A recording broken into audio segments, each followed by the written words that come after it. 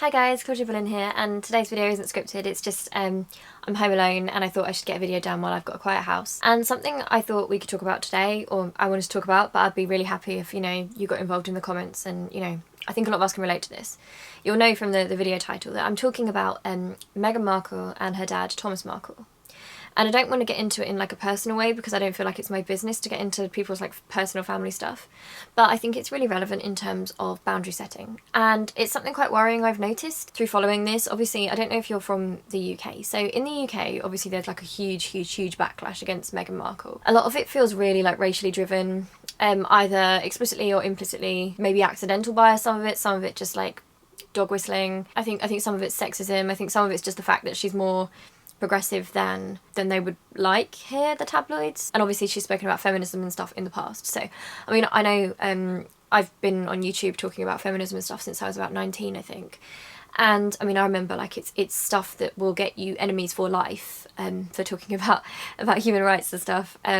People really will project onto you that idea of being like this evil man-hater, and you can certainly see that being projected onto Meghan. I think she's not even that radical, so I think it's literally the fact that when she was younger she spoke about feminism, and she still does talk about feminism. I think a lot of people in the media, I think tabloids especially, are still quite intimidated by women who speak against power, especially when they're women of colour, especially when they're women who are kind of powerful without the tabloids. I think that might be it as well. I think it's the fact that Meghan doesn't need the tabloids to be successful. She's never had to suck up to them, because I mean they always like play it down here a lot. They're like, oh, she was nobody until she joined the royal family. But no, she was a successful actress. The journalist Piers, who has seemed to be obsessed with her ever since, in a kind of really creepy, kind of obsessive, harassing way, and that's been allowed to happen on one of our main 3 channels.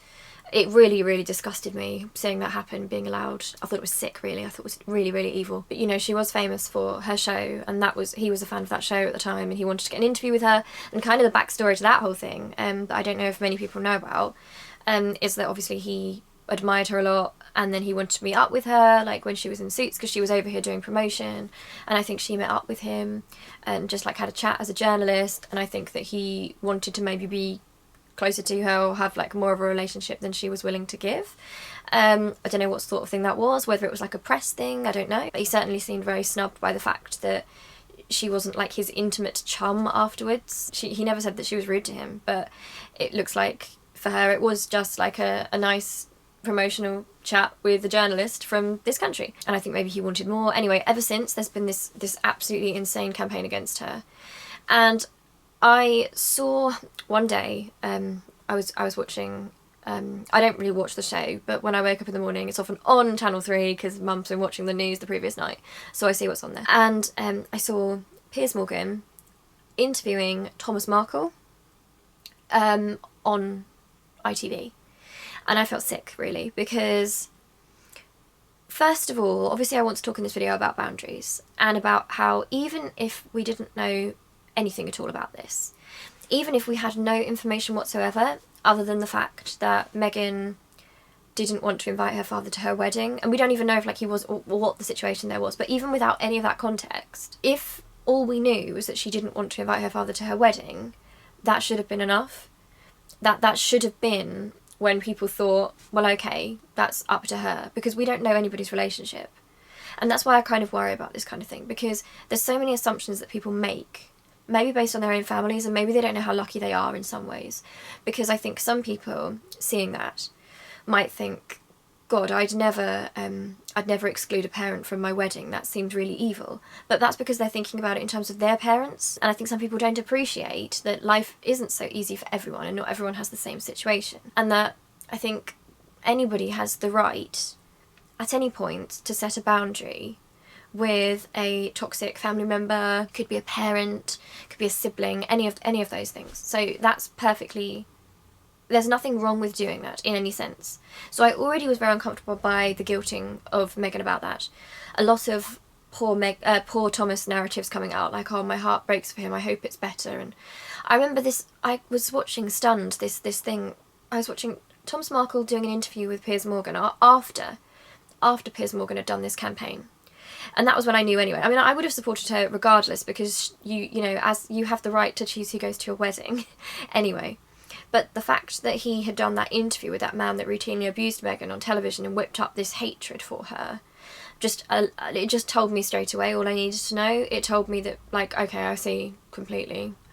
I get it. I see exactly why. And it made me feel really upset because, I mean, it's bad enough that the press, the way they've treated Meghan is absolutely appalling. I'm not a monarchist, I'm not Team Sussex, Team Cambridge, anything like that. I just think about it in terms of people, and I think what the press have done to her and what they're now doing to Harry is a sort of punishment for standing with her and going against the family and even exposing some things. I'm making a video about that, by the way. I'm making several. I've got one coming up which is about the idea of William and Harry as the dysfunctional family roles of golden child and scapegoat, what that might mean. It's a bit different with the royals because I don't think it's necessarily an abusive family. Necessarily, we don't know. I think it's more a system in that case because they seem quite ruled by the tabloids and the media and the institution. There's a big difference, I think, between the institution and the family, it seems. So there's a video coming up about William and Harry in those roles. I made a video before, after Harry and Meghan did their interview with Oprah. And there'll probably be some more coming up. I'm doing a video on Diana soon. It's so weird that I'm doing this really because I'm not a royalist at all. I'm not a monarchist. I just think it's very fascinating because I think it's this opportunity to see there's a lot of different issues that intersect in this, because very publicly we're seeing with Harry, we're seeing somebody trying to leave a dysfunctional or toxic or even abusive system, and that there is always, like, there's pushback. Like, they're now trying to destroy him. It's not enough that he's gone somewhere else. They're still trying to destroy him now. It might be that members of his own family are colluding with the press. It might be that they're scared. Like, we don't really know, but whatever's happening, there are a lot of parallels between people who try to set boundaries or cut off from a toxic family, a dysfunctional family. Situations like Westboro Baptist Church in Topeka, Kansas in America. That's a really, I talk about this all the time, but there's a book called Unfollow by Megan Phelps Roper. She was born in, she's the daughter of Shirley Phelps, and she was raised in to a lot of bigotry. And when she got older, she started asking questions, and she eventually had the courage to leave. And it's a very difficult situation for her because she obviously loves her family very much, still loves her family very much, but she's been painted very much as the scapegoat now. She was the golden child initially, she was like the right-hand woman of her mum, but she very, very suddenly had this fall. She was put into the role of scapegoat and used as a warning to the others, really, like, this can happen even to the golden children, so you're not safe, so... and I think she still doesn't have a lot of connection with her family now, which is so sad because she still really does love them. And I know that, from what she said, she'd like to make it right. So it's interesting in terms of that. We've also got obviously the racial element. We've got things getting more and more racist in the UK right now. There's a new bill at the moment which really, really troubles me, which is actually criminalising saving refugees, asylum seekers, immigrants at sea. So it actually criminalises that now. There's a nationality and borders bill. If you're from another country, like, sorry if this is like, it probably doesn't really, like, probably even from people from this country, if you're not following politics, you probably won't know about it because it's not really like the media's reporting on it. But these things are kind of happening. There's a lot of anger, obviously there's a lot of inequality here. A bit of context for people who aren't from the UK. So we've had a really bad economic situation for quite a while now. The rich are getting richer, the poor are getting poorer. We've had Tory rule for about 10 years now. We had an opposition in a guy called Jeremy Corbyn was with the Labour Party, and there was this kind of hope for a bit of revolution from left-wingers. He was kind of smeared in the press, and now he's regarded as some sort of like radical terrorist sympathiser, which is ridiculous. I'm sure you can probably see from overseas how crazy that is, because he was very anti-war, very pro-peace, he's been standing up for human rights all his life, picketed, all that stuff, really. But anyway, that happened. And we're in a situation now where things are getting more and more... the right is getting more and more powerful, but the tabloids are also losing a bit of control, because not really necessarily because minds are changing, although I hope they are, but I think mostly because of social media, and I think the way that's changed. I think they don't have so much power. I think the older generations might still get their information from a paper, or maybe from a certain website, but I think younger generations will have more variance in where they'll get their information, so they'll be more likely to question things, see different points of view, and maybe not necessarily, they might even be able to see other versions of the story, like even the source version, and then compare it to that and start to realise, wait, okay. Because I know in the past, like I know we only had like 4 channels, so you don't only have like the ITV News or the BBC News, and then you'd have the big papers like the tabloids, like The Sun, the Mirror, the Daily Star, News of the World, all that kind of thing. And obviously those papers have got away with for a long time. Harassing people, phone hacking, that's going to court at the moment. Just hacking into people's private affairs, sending photographers to photograph women from under cars, making stories, like literally whole articles you can still see to this day, about women supposedly like exposing parts of themselves and putting on a show when they're actually just like walking down the street trying to get some shopping and like being like chased around by photographers. So it's quite scary, and I think they're quite frightened at the moment because we're at a point where that's kind of being challenged now, and they know it's like a now or never situation, so they're going in as hard as they can. And obviously Harry and Meghan have decided to take them on, which is very brave, because I mean, as we can see at the moment, we know what they're capable of doing, so it must have taken a lot of guts, and I really do admire them for that. I don't know all the ins and outs of all of it, but I do know that I think that's very brave. I think it shows a real courage and integrity to be absolutely treated like that, and especially for Meghan, who has come from a different country, to come here and face that must have felt lonely and frightening. And yeah, I just think that's really awful. So although I don't support anything to do with monarchy at all, I really don't support it, I do support like them as people, as a couple, and the idea that they're setting boundaries and they're making their own choices, and I support them in their right to privacy, and their right to choose what they share and when they share it, and their right to fight back against the harassment. I really do think that's very, very admirable. But so that's the basic context. So stuff here's getting quite bad and quite right-wing, and the tabloids are like battling to try and keep control. So Meghan's like a perfect way to do it, because we have her mixed up with the royal family, who are like these mascots of like old patriotism, like the old days, and it's very idealised really anyway, but that's kind of the image they're still trying to push. So at the moment the Tories and the right are really trying to go for that Great Britain myth, they're going for like the Empire myth, the I think on Remembrance Day, I've got no problem with Remembrance, I should say this, but a lot of them, you know, will wear poppies and talk about the troops and get very patriotic with flags. Meanwhile they're still engaging in illegal wars and creating more casualties and not providing aid for the veterans, and sending weapons to corrupt regimes that are going to create more refugees and more death and suffering. So it's all very, very twisted right now. It's very, very dodgy. Like, we are heading towards fascism, and it's quite scary. So unfortunately I think Meghan and Harry have been a real a victim of that. And I think with Meghan, obviously, because she's a woman of colour, because she's feminist, because she's a woman with an opinion, she's older than Diana was when Diana went into the royal family. There are some parallels there, but she's older, so I think she probably was more used to, she wasn't so afraid of speaking, and I think that in turn scared the tabloids, because they are frightened by somebody who not only will speak back, but somebody who's very articulate. And unfortunately for them, Meghan is very articulate.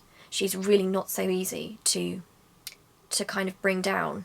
I know mentally they really hurt her, but I don't think they've ever really managed, and I don't think they know quite how to manage somebody that they can't bait into being disrespectful or rude. I think they're desperate that she would say something bad about the royal family, but she never has. She's been respectful, she's set her boundaries. So I think she confuses and angers them for that reason, because I think they're absolutely desperate to be able to drag her down as their scapegoat, because she represents everything the tabloids despise really right now, which is criticising an authority, because obviously at the moment there's a lot of people trying to bring the tabloids to court, whistleblowers, about their behaviour, their phone hacking and things. So the very notion of a whistleblower, like calling out the royal family, calling out an institution, will frighten them, which is probably why they've turned on Meghan and Harry, because they're whistleblowers essentially. They are also breaking the fairy tale and the Britain myth that a lot of these papers need, and a lot of the right wing need, to make this fascism thrive, because people need to believe that Britain is great, always has been great. So the very fact that you've got a member of the royal family and people who've been within that actually saying that actually the people within are just normal people, it's not this like fable or this myth or this mighty thing, it's just a family, it's just as difficult and sometimes just as loving and strange as every family, they're just in weird circumstances. So they're not, I wouldn't say they're disrespecting the family at all, I've not heard that, but I think what they're certainly doing, and what a lot of people object to, is that they're bringing them down to a human level. And in order for the patriotism, fascism myth to fly, people need to believe in that Britain myth. And one of those things is the Queen. And you'll also see that's why the stuff with Prince Andrew, for example, which obviously on this channel, we can't really talk about certain things because until anything's proved, for example. But certainly in terms of the way they focus on Meghan instead of that, or try to bring her down instead of putting any focus on that situation, I think it's very much because they have to protect the myth. They very much have to protect the Britain myth. And it's, again, like, to link it with Jeremy Corbyn, sorry to link it to that if you're not from the UK, but it's very much always having to take down any figure that threatens the status quo. Somebody who's comfortable with criticising power, but isn't easy to be baited and pushed aside and cast as somebody that's unreasonable, is somebody that they will always hate and try to bring down. Unfortunately, that was Jeremy Corbyn, and in this situation it seems the same things kind of happen with Meghan. So she represents a lot of that for them. They're really projecting a lot of their issues. It's like in psychology, you know, sometimes in situations people project their own insecurities onto other people and they'll lash out at other people, they'll put those qualities onto that person, but really it's their own thing. That's kind of what we're seeing, I think, with the tabloids and Meghan. So back to the idea of, like, Meghan and her dad. So you'll notice that the tabloids are very much with Thomas Markle. They're really, really using him. It's really quite sick because obviously this man, I don't know their relationship. I don't know if it would be right to say that he abuses Meghan, but it seems like certainly his behaviour is very toxic, and I would personally classify doing an interview with Piers Morgan, talking about his daughter in such a way, just for her setting boundaries, making ultimatums that she has to contact him or he's going to do interviews and things like that. I would call that abusive personally. I really would. And it worries me because if that's what he's doing in public, even with the tabloids, then it makes me wonder what else there could be. But again, it's the idea of boundary setting. So I don't even necessarily think, I mean, they're using Thomas Markle. I don't think they actually care about him. I think the tabloids just want money, they want scandal, they want to bring Meghan down. And if they can bring in her dad and make him look like this really nice guy and look how awful and evil she is, and it's not lost on me that her dad is white and obviously her mum is black, so it's going very much, isn't it, into the narrative of like, oh, this poor old white dude, this gentle old white dude, look at this angry black woman and the way she's treated him, it's evil. But really, if we look at it with any sort of like reality, which the tabloids seem to be allergic to, I think any of us, I mean, I know if I was in that situation, if my dad sat down for a laugh and an interview and a chat with somebody that had been routinely harassing and abusing me, I wouldn't want to speak to my dad, and I know my dad wouldn't do it. He wouldn't do it. I don't think that that's something that many parents would do. I think that in itself is pretty blatant. I don't really know why after that point anyone even tried to argue any further, because even though it wasn't even their right anyway, you know, they don't know the situation. All we do know is that in adult relationships, and I wish it was this way with kids as well, kids don't always have so much power, but especially as adults, people are allowed to set boundaries. There's a lot of guilt in our culture surrounding setting boundaries with family members, but actually doing that can lead to healthier, better relationships. You know, it doesn't necessarily have to be a negative thing. It's often portrayed as a very spiteful thing as well, but I think it very much depends on the context. I saw a thread the other day on Twitter where people were talking about cutting off from their parents or various family members because of abuse or toxicity and dysfunction. Some of them feeling like they wanted to, they had to make the choice because they didn't want their kids to be around that. They had to make the choice. It was very painful for them. And some people their friends didn't often understand, because often people outside these situations as well, they don't understand. I think people who don't know these systems, I don't necessarily think they mean badly, but I don't think they realise the complexity. And I don't think they realise that very rarely does this stuff ever actually get out of the family. So up until a point where somebody does step out and say something, I think people might probably just think nothing of it. Like, they might even think like a really respectable, normal family. You know, like, oh, good jobs, good personas, all that kind of thing. You know, because I know a lot of people were saying when Meghan and Harry left, and they had their criticisms about the racism they experienced, which I believe them because, I mean, I'm mixed raced, so I talk about this in the other video as well, sorry to go over it, but sometimes it's not necessarily like nasty racism, but there are lots of microaggressions all the time. I live with my white family, or have grown up with them, and you know, they're good people, and they're not like actively racist in any sense, like very embracing, like when my mum and dad got together, even though I know that my grandparents, who are both white, you know, some of the people they knew used to say to them, like, what do you think of that? As if they'd be horrified or something. And I know that upset them a lot.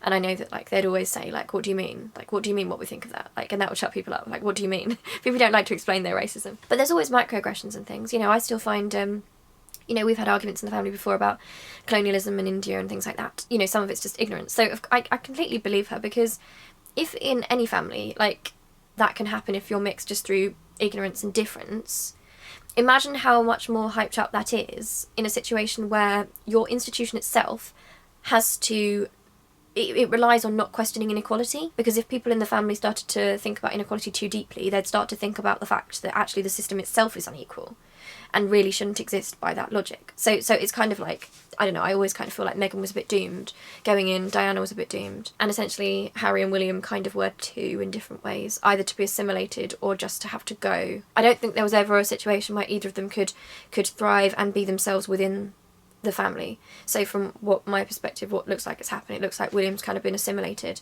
in various ways. I do talk about this in the other video. I don't know his involvement in all this. I do feel sorry for him on the level of a child that I talk about this in the other video, but the idea of being a golden child and the strange situation it must be in that family. But I feel like he's probably been assimilated and had to give up some of himself, and I think Harry has had to, in order to have his freedom, his sacrifice, whereas William sacrificed himself. I think Harry has decided to not sacrifice who he is, but through that it's lost him relationships with people he loves, and it's very sad. It's really, really sad. I was saying, wasn't I, before, sorry, I went off on a tangent, but I remember I saw Thomas Markle doing this interview with Piers Morgan, and Lorraine Kelly was talking afterwards. I don't like Lorraine Kelly, I think a lot of those presenters on that show are really fake. I honestly think they're just, I don't get good vibes. And she was like, oh, I just feel really sad for Thomas, it's really sad, hopefully he can go and hopefully they'll patch it up.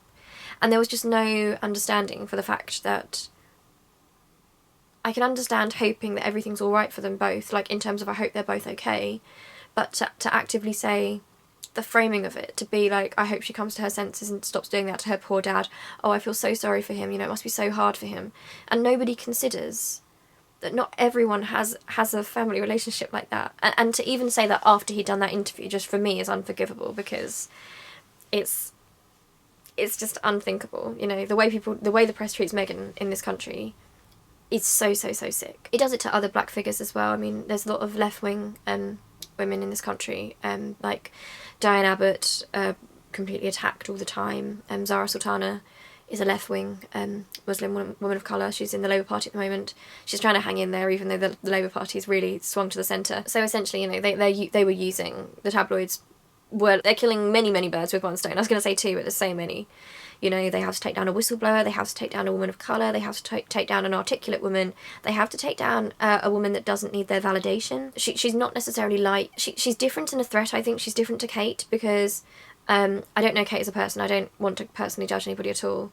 And I think it must be very hard for her as well, living in that situation. I don't think the press, I think it must be horrible to live with that press. But I do think that obviously Kate is very reliant on the media because she doesn't have that persona. But Meghan went in, she was a person before she went in, if that makes sense. She had a persona, she had her opinions. She didn't really need the tabloids, I think they like a relationship where they give a little to people, and then before that person knows it, they owe them, and they're stuck in this horrible situation where they can't really get out of the relationship. It sounds like that to me. But I don't think they could do that with Meghan, because obviously Meghan had her own following. And again, I think they do find that quite a struggle with Harry too, because I think that through Diana, obviously, people outside, people who aren't monarchists, for example, still probably feel for William and Harry because of what happened to Diana, and especially what Harry's saying about the systems and the way he stood by Meghan. I think I've seen a lot of people who are anti-monarchy, like I am,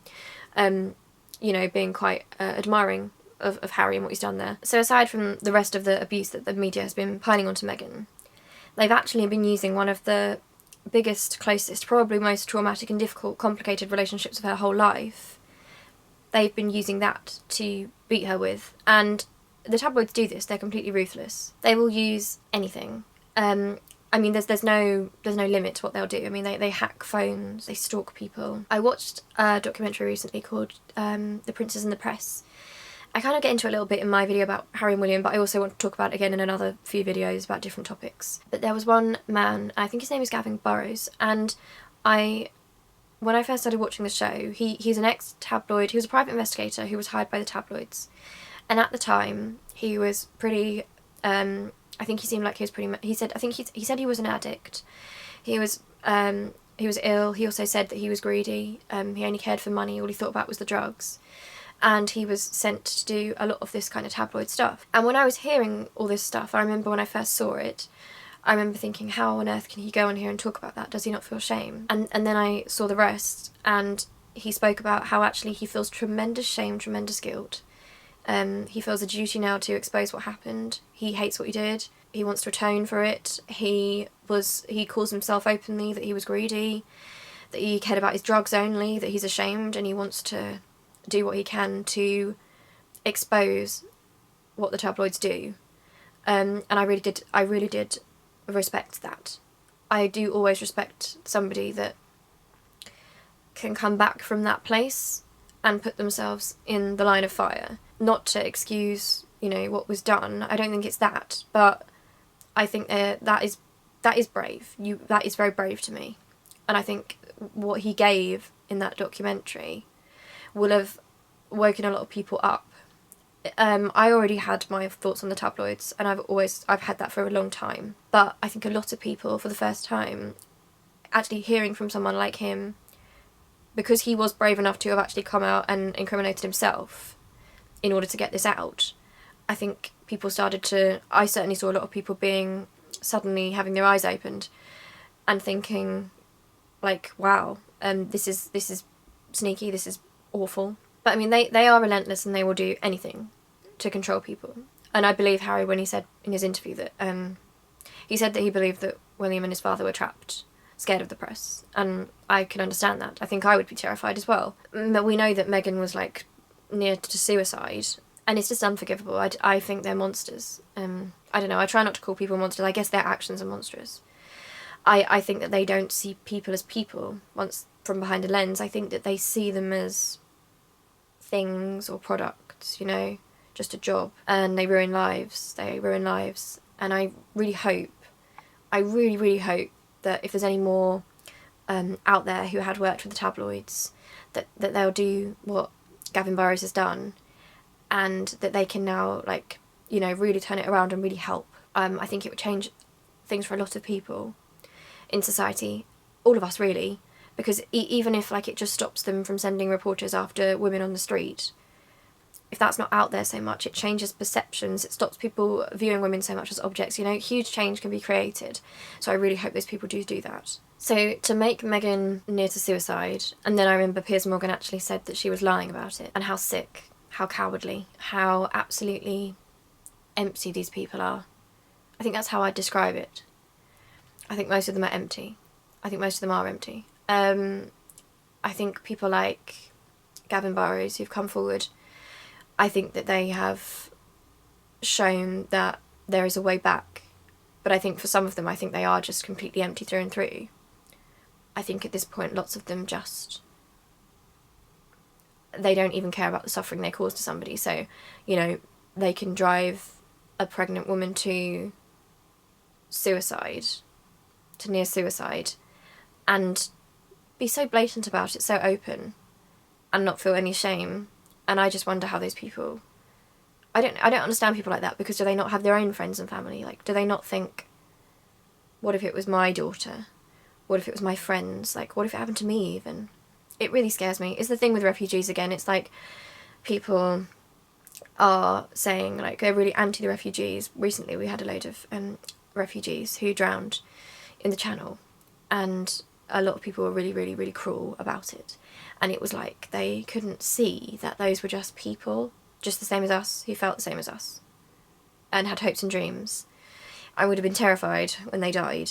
I think it scares me that people can separate like that. But it's relentless, and it still hasn't stopped. And it's the thing that I really can't...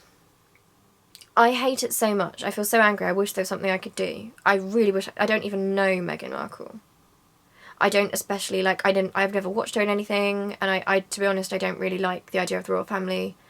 I don't really like the idea of marrying in and even being part of it, because I think that as an institution it's inherently, like, unequal. I don't believe in colonialism, imperialism, what it's often used to represent. The idea of hereditary privilege or birthright, all that kind of thing. But I feel like, to this day, still, they won't let her go. They still won't let her go, because she dared to fight back. Every single day. They know that she was close to suicide, and they don't care. At this point, they don't care. That's the scary thing. You know, sometimes you think that these people will see somebody vulnerable and they'll suddenly have that moment of humanity, and they'll think, wait, what am I doing? I don't want this person to kill themselves. Like, I'm gonna rein it in. But lots of people don't have that capacity. And it's scary to think these people are walking among us, but some of them don't. So obviously, you know, in rare cases you do get people, like I said, the Gavin Barrows, who did have that moment, who did have that awakening and think, oh my God, I've got to make this right. But so many of them at this point, it's constant and relentless, and even now they continue.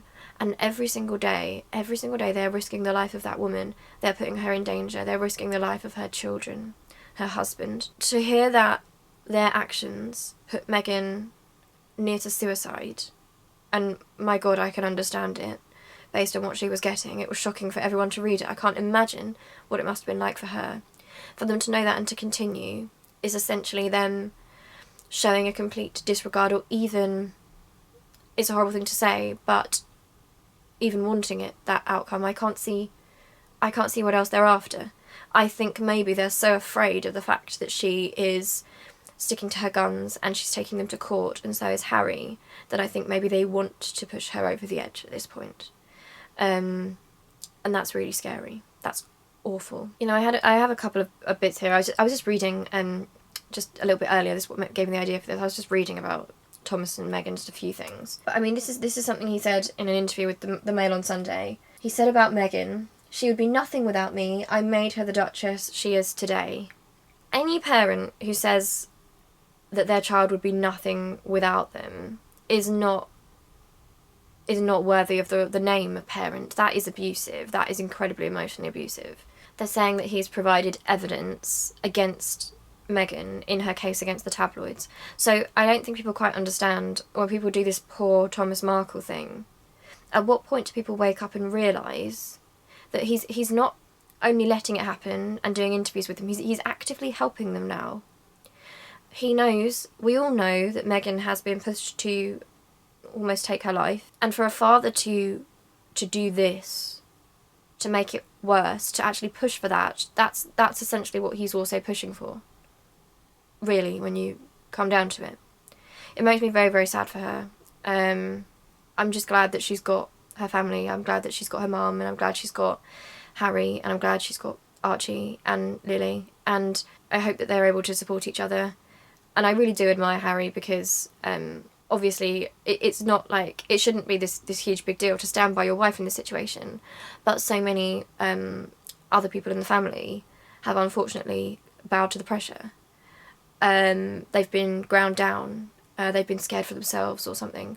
But what we've seen with Harry is something quite remarkable, Meghan Markle, in the fact that he's refused to let her take it by herself. He has used his status as somebody who was a royal, or at least is still a prince, somebody that the monarchists might still like. He's a white man. He's backed her up when she's talked about racism. He's backed her up in every degree. So, you know, in terms of being an ally and like a good person and a good partner, he's really refused to let her take that on her own. And that at least is very comforting to know. What I really despise is the reframing of it. I've seen some people saying that, Meghan's taken him away from his family and she's cutting him off, and so she's abusing him. Because in relationships sometimes you do see that. So you might see an abusive partner cut their partner off from their support network and their friends and things. But that's obviously a willful misreading of what's going on, because there's nothing to indicate that that's happening. We know that from the interview Harry says that he tries to call his family. They won't take his calls. He's made it really clear that he's not cutting from his family, he's cutting from the institution. He's leaving the job.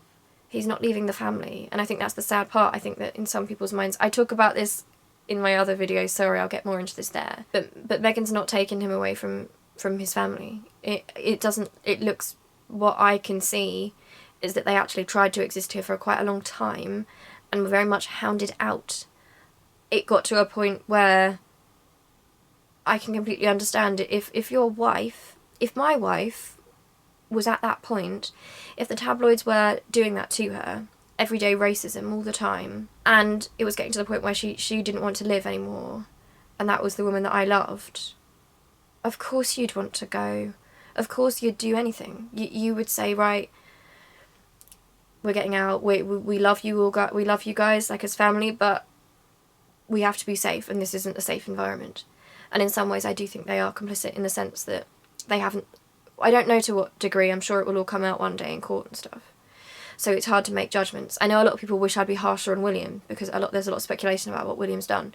But again, I have to be careful, because I understand what you're saying, but I don't want to say anything until anything is proven. But certainly even the absence of supporting her against the racism is not great behaviour, really.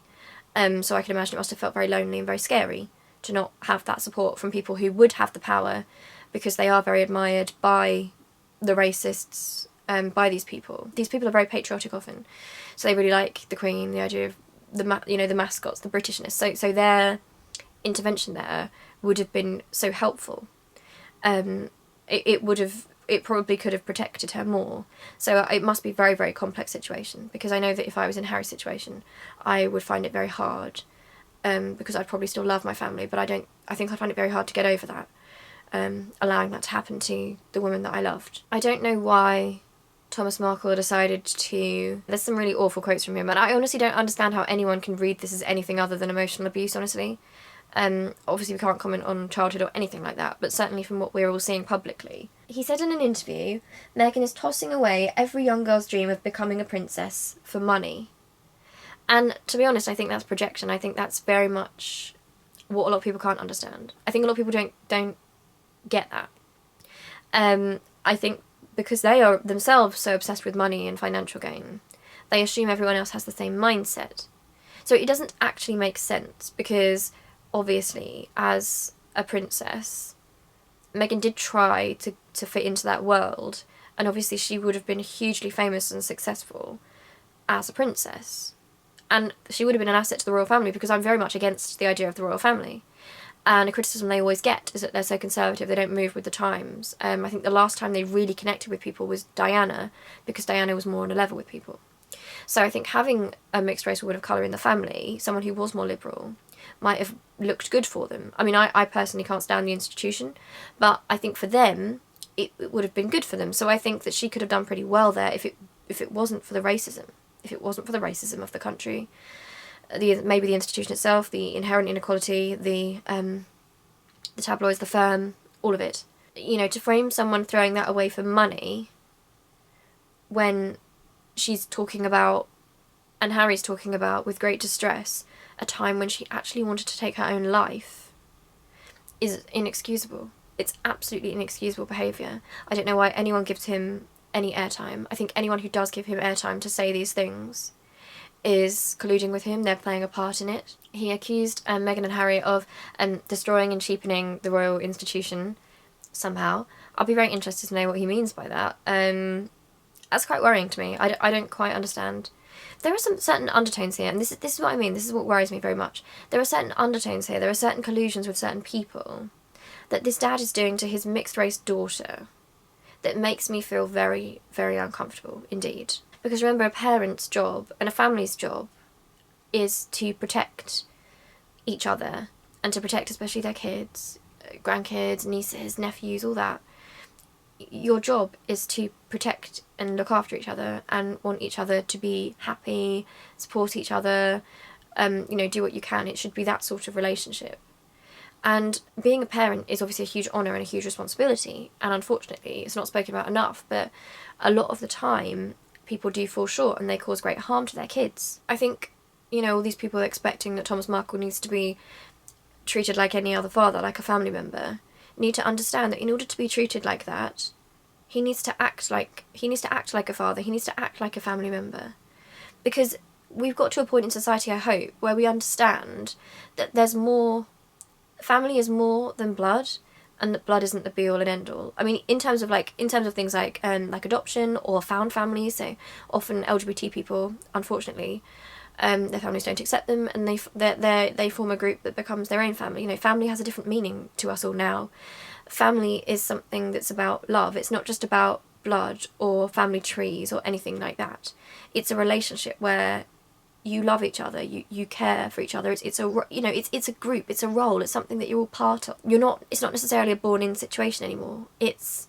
We're able to set boundaries. We're able to say that you might be my blood, but you're not my family. You're not acting or behaving like my family.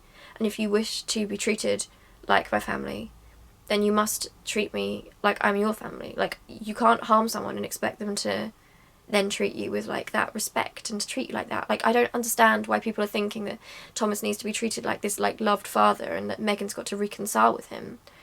I would say if any reconciliation is possible, and that's completely on Meghan's terms, it would begin with him apologising, essentially. I don't know how they could possibly I don't know how any relationship could get past something like that. I think it's a dangerous notion, a very dangerous notion, that automatically parents and children have to be, you know, or other family members, not just parents. But remember, like, in a family, in a healthy family, the people in your family are supposed to protect you from abuse. So the people in your family are meant to take that role. They're meant to protect you. They're not meant to enable abuse. They're not meant to excuse abuse. They're not supposed to hide it. They're not supposed to blame you for it. They're not supposed to aid people that are abusing you, like to help them out. That's not what family does. What Thomas is essentially doing, even forgetting the stuff he said himself in doing this with the tabloids who are doing this campaign, he's aiding her abusers. He's giving them information. He's helping them destroy her. He's playing a huge part. He's underplaying her feelings. He's invalidating how she feels. He's blaming her. Then he's also playing victim and demanding that she shows him respect and love. He says that he hopes for reconciliation, but behaves in the most appalling, childish, vicious, cruel, immature manner. And I saw, I didn't know about this, but it says that apparently he said he's petitioning the courts for rights to see Archie and Lily, his grandchildren. And again, what right on earth does he have? I think from what he's now shown, if he can do that to his daughter, if he can do that to her at that point, then why on earth would he be, at this point in time, somebody that Meghan and Harry would feel comfortable being around their children? Surely, if that was going to work, he'd need to be able to demonstrate. He'd need to demonstrate that he understood how wrong that was. He would need to demonstrate that he wouldn't do that to them. Because as a parent, they've got a bigger responsibility as parents. They've got to protect their kids. Their kids are already going to be under completely unnecessary attack for the nature of being mixed race, for being Harry and Meghan's kids because of what's going on with them, because they're famous just by birth. I expect there's going to be a lot of boundaries pushed, privacy ruined. They're not going to have the same... There's going to be a lot of lines crossed, so it's already going to be quite difficult for them. And why would they invite somebody like that into those children's lives? Sorry, this video is like super long and like it's not planned or anything, so sorry if it like totally rambles. But I just guess I'm really concerned by the way that so many people, even with this evidence in front of them, for some reason they seem to think that just because he's her biological family, that he has some right to her life, and that her setting a boundary is somehow aggressive or cruel. And I think a lot of people are going to ask themselves that if people's adult children are having to set boundaries with their parents in such a way, there's usually going to be a reason for it. And we can't make assumptions about that. We don't know what goes on in families. I mean, I think a lot of us understand that the reality of a family from the outside is very rarely what's going on the inside, especially in families like this, like that sort of setup. I mean, there's a lot of this stuff on Twitter. Like, I've just gone on the tag. If you type, like, Thomas Markle into Twitter, like, you can see it. And there's all this stuff here. Like, someone here saying about, Harry sent a message to Thomas Markle, which was so unpleasant that it wasn't read in open court. And it was while he was lying in a hospital bed, having just had heart surgery. And they're now calling Harry a nasty bully. But, like, I don't quite understand how they expect a man to, or anyone, or a woman, anyone to behave when, if my wife was experiencing all that and her father was enabling it, supporting it, making it worse, and I could see her getting closer and closer and closer to suicide, and I was petrified that I was going to lose her, of course I'd be angry. Anyone would be angry, right? And that's I don't know why they're acting like that's so crazy. It's like they want to strip out any like human reality from these situations just so that they can frame Meghan as this angry, unreasonable, troublesome, woke black woman. And it just doesn't make any sense. Like, anyone with a brain, anyone with any, like, ability to look at a situation and actually look at what's in front of us can clearly see that. You wouldn't know that from the tabloids. I mean, even this. Say that there's a tweet here. It says here, Thomas Markle was exonerated today. His lying, manipulative, perjuring daughter was not. Now, this is what I'm talking about. So, this very attitude is what he's supporting. So they're now able to use him against Meghan. They're calling her lying and manipulative. So this is essentially what he's enabling, what he knows he's enabling. And he says that he talks about, with Meghan, he talks about her need for money, but he's the one that's selling stories to the tabloids and doing all these interviews with the people that are abusing her. So what's that about? I mean, it's just really obvious. It's such obvious projection, and it makes me so angry. But I guess I wanted to just like talk about this because of the deeper issue that obviously a lot of us from different backgrounds or situations will understand that people from the outside don't often understand the reality of what goes on inside. They don't necessarily understand that. So it's really harmful when people say things like, you know, on Twitter, I was telling you about that thread. Someone was saying they cut off, I think it was from their mother. And a lot of people guilted them all the time. They would always say, oh, why don't you see them? Like, that's really cruel. Like, why don't you see your mother? And things like that. And there were so many people on that thread talking about how they had been abused or traumatised or all these different issues. And on top of that, and the difficulty of having to separate and place boundaries, they then had to face strangers judging them, all because we have a society that seems to believe that we have this weird society that like blood is this like sacred bond. Strange ideas of loyalty, that this actually crosses into other topics as well. But in families as well, this idea of loyalty and being part of a family, ensuring loyalty and being one unified group, if that makes sense. And it's actually interesting that on this tag a lot, people are quote tweeting Piers Morgan, for example, who is continuing to abuse Meghan, it would seem. So yeah, it just makes me really mad. It makes me so angry, because it's so blatantly obvious that this man is contributing to the abuse of his daughter. So why on earth would we demand, and it's not our business anyway, even if we didn't know anything about it, it's within her rights, it's within anyone's rights to set boundaries that make them feel safer, or to set their life up on their own terms. It is within her right to do that. But with everything that we've now seen, everything that we have, it makes me feel sick. And it actually, like, I know this word's been kind of ruined by people on the right because they use it as a joke, but it is quite triggering. I have to admit, it's triggering to read that stuff. It's incredibly triggering. I don't know if people get that. Like, to see that. To see the constant poor Thomas. How could Meghan do this to him? How could she deny him? You know, she... All the while, they can see how he's helping in her abuse. They're watching it happen. And they're making it very clear that they don't care.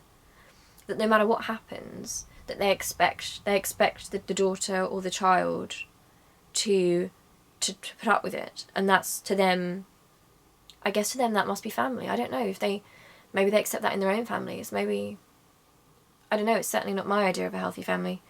And it really, really disturbs me. But yeah, there's no question in my mind that, I mean, obviously we can't speak about the childhood or anything like that, but from what we've seen, from the actions we've seen, the actions themselves are abusive. They enable abuse, they undermine her abuse. To the brink, when she was driven to the brink of suicide, it continued and it continued and it continued. So all I can see is a man trying to cause harm to her, desperately trying to cause more and more and more harm, and then looking for sympathy, which again isn't even real. It's trying to frame her as worse. It's very manipulative. And you'll notice that people are trying to frame Meghan as being manipulative, but when you actually look at what's going on, and that's a common tactic from abusers, by the way, but like, if you look what's actually going on, he's the one manipulating, because he's 1 minute saying these awful things, he's talking with people who are abusing and harassing her and driving her towards suicide, then he's saying he wants reconciliation, then he publishes a heartfelt letter that she sent him, which was about how upset she felt. He threatens he's going to do more interviews, so he's actually threatening her to get her to do what he wants, which is controlling and scary and abusive. And remember, that isn't just a threat of talking to the press. Remember what that entails, what state she was in. It was a threat of harm. It was actually a threat of harm. I don't think people get that. It was a threat of actual harm to his daughter if she didn't do what he wanted. And any parent worth anything would have put the needs of their child, the safety, the mental health of their child, of their family member, before their own feelings. It's so transparent that he does this. He's the one doing this. He's baiting them by doing all this stuff in the press, and then he turns around and he says, oh, Harry sent me a nasty text, forgetting seemingly that any father, any good parent would, I would hope, be absolutely thrilled and overjoyed that their child had a partner that protected them and stood by them and had their back, and when they were down and when they were suicidal, they did everything they could to help them. They tried to make them safe, even to their own detriment. Even if people turned against them, they stuck by his daughter. Harry stuck by his daughter, and yet he ridicules him. So he's not only trying to hurt his daughter, he's also trying to take out her support system. That's how sick it is. Think about it on a deeper level, because that's what he's doing. If he's doing this, he's giving the tabloids more and more and more to get at Harry. And essentially it must be to the end that they hope that eventually it will drive him over the edge and he'll walk away. So it is really sick. It's so sick. Because again, like, if he dislikes Meghan, like say that he genuinely has an issue, or he says he wants reconciliation, so it can't be that he thinks she's bad. But if he really cares about her and he says he wants this relationship, then he wouldn't be doing this, would he? Like, he clearly wouldn't be doing any of this. It doesn't make any sense. Like, I feel mad even just like having to explain that in words, because it's so obvious to me, but so many people are just going along with it. And also, I just want to say as well, like, this isn't a video about Harry. Like, I want to talk more about Meghan and Thomas in this video and kind of other stuff, but I also saw in here, you know, apparently Prince Charles has said something about, oh, he feels sad that he's not really had much contact from Harry. Which is fair enough to feel sad, but also, like, I do think we have to remember that people are within their rights to set their boundaries. And the moment we start acting like people are bad for setting a boundary, for actually saying, and I don't mean accepting people being abusive or accepting people being unkind or cruel to people, but to actually, like, to frame somebody setting a boundary and saying that you can't abuse me anymore, I'm not going to take that. I'm going to take myself away from that. I'm going to set a boundary. I'm going to keep my family safe. The moment you start framing that as something that is abusive or something that is aggressive or bad, all it's really doing in society is there's going to be people out there who don't have the money that Harry and Meghan do. Not that it's easier. Like, I know obviously having financial they don't have the same financial worries, but obviously they do have a lot of press scrutiny. But all it's doing is that all these people, the normal people, like, just reading this stuff, like, who are just online, who are in situations like that, are going to read it, they're going to take it in, and the message they're going to receive is that it's not okay to set boundaries, that you need to accept abuse, that you constantly have to let abusers back into your life, and if you put your foot down and you try and create any distance, then you're bad. And if you try and do that, as hard as it already is, people are going to treat you like the aggressor. And that's so dangerous. It worries me so much. So anyway, yeah, thank you for watching this video. I hope you're well, and I'll see you soon for another video. Alright, I love you loads, hope you're okay, and if you're watching this, you might be, like, from a bad situation, so I hope that everything's going alright at the moment, and yeah, okay, love you loads, see you really soon, bye!